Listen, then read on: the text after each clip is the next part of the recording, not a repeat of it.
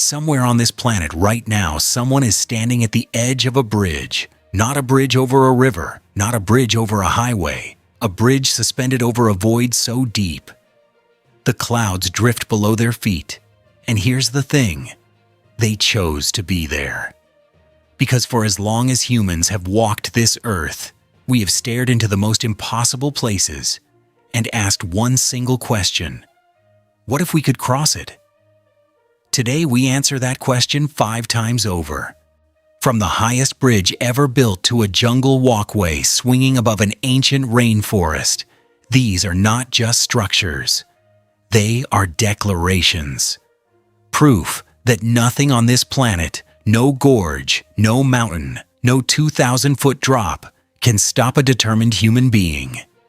Let's cross. Let's start at the top, literally. Picture yourself in a car. 2 lanes, a few other vehicles. Feels completely ordinary. Then you glance out the side window, and there is nothing.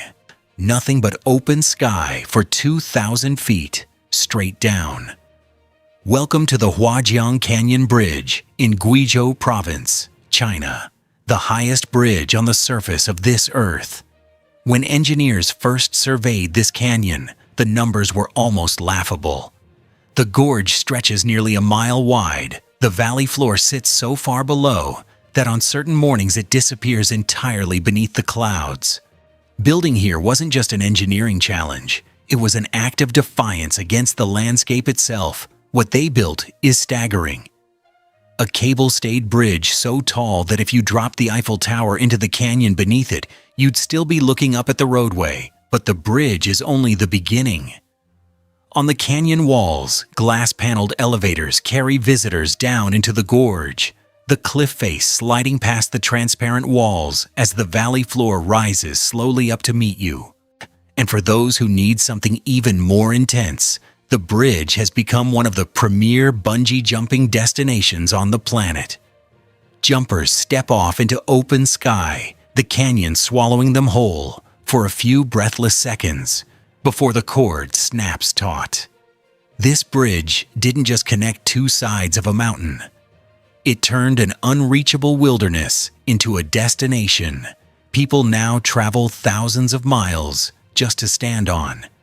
If Huajiang is the world's highest, then the Sidu River Bridge is proof of what it actually takes to build something like it. Because sometimes the land doesn't just resist you, it completely blocks you. The Sidu River Valley in Hubei Province is one of the most rugged stretches of terrain in all of China. Sheer cliffs, dense forest, a river cutting through a gorge so narrow and deep that getting machinery to the construction site was itself a monumental problem.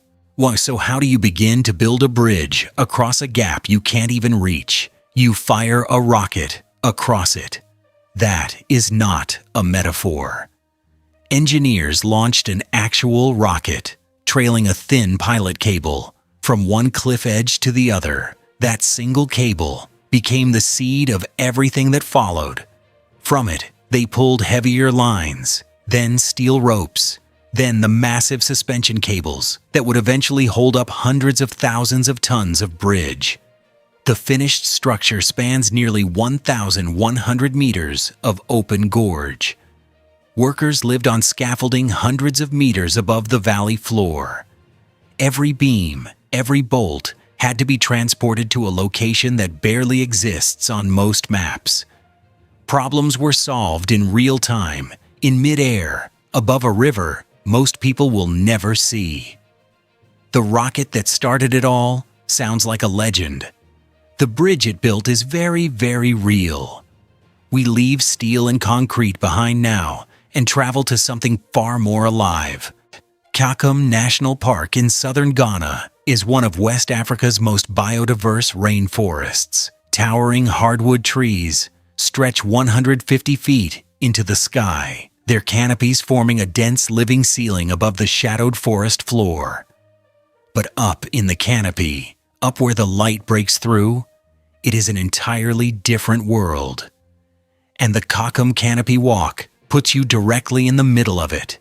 7 bridges, rope and timber, suspended between the upper branches of ancient trees at 130 feet above the ground. The walkway sways as you move through it. The wooden planks beneath your feet are barely 2 feet wide. The rope rails on either side are the only thing between you and the forest floor far below.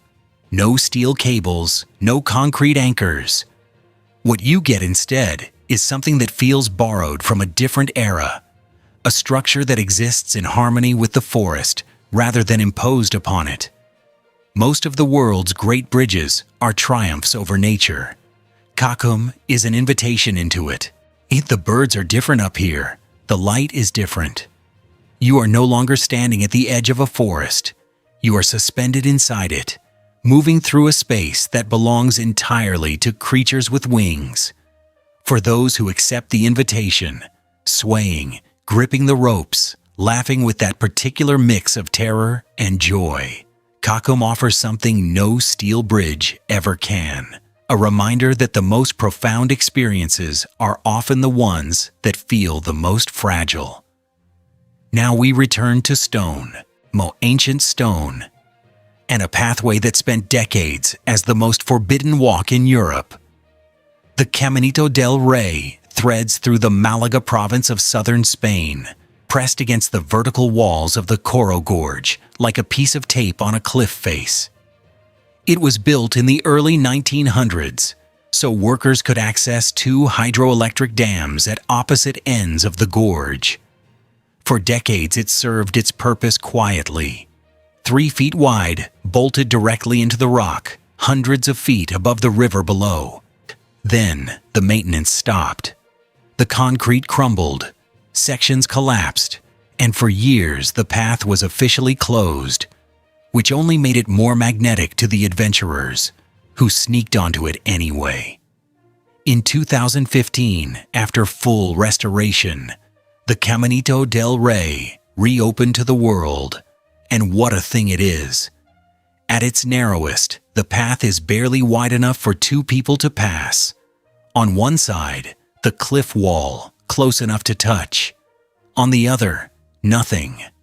A sheer drop into the gorge, where the river below looks like a thin blue thread. The canyon walls soar above and plunge below simultaneously, and you're caught in the middle, suspended between sky and stone. You're not driving across this one, you're walking it, step by step, with the rock on your shoulder and the open air at your feet. We've saved something special for last. Not the tallest, not the longest, not the most technologically advanced. The Hussaini Suspension Bridge in northern Pakistan's Hunza Valley is, by modern engineering standards, a modest structure. Wooden planks, thick wire cables, gaps between the boards wide enough to see the churning blue water of the lake directly below. It crosses a mountain lake surrounded by the jagged peaks of the Karakoram Range, one of the most remote, staggeringly beautiful places on the planet. For years, Hussaini held an unofficial title, the world's most dangerous bridge, not because of dramatic structural failures, but because of what it simply is. A bridge that sways in the mountain wind, that creaks as you cross it, that forces you to watch every step through the gaps, trusting planks worn by decades of weather. But here's what gets lost in that label. The people who cross this bridge do so every single day. Children on their way to school, farmers carrying supplies, families returning from the market. For them, the swaying and the gaps and the mountain wind are not an adventure. They are Tuesday. There is a quiet heroism in that. A reminder that the bridges we marvel at from the safety of a screen are for millions of people around the world simply part of life, unremarkable, necessary, crossed without ceremony. That might be the most humbling lesson any of these structures can teach us. 5 bridges, 5 places, 5 expressions of the same impulse, to cross, to connect, to refuse to be stopped. Whether it took a rocket, a rope, 1,000 workers in midair, or just one person deciding to put one foot in front of the other on a swaying wooden plank. Every one of these bridges began at an edge. And someone chose not to turn back. The next time you cross a bridge, even an ordinary one, look down for just a moment. Think about what it took to put that structure there. Think about what was on the other side that someone needed badly enough to build it. That's the story of every bridge that has ever existed. And the story is far from over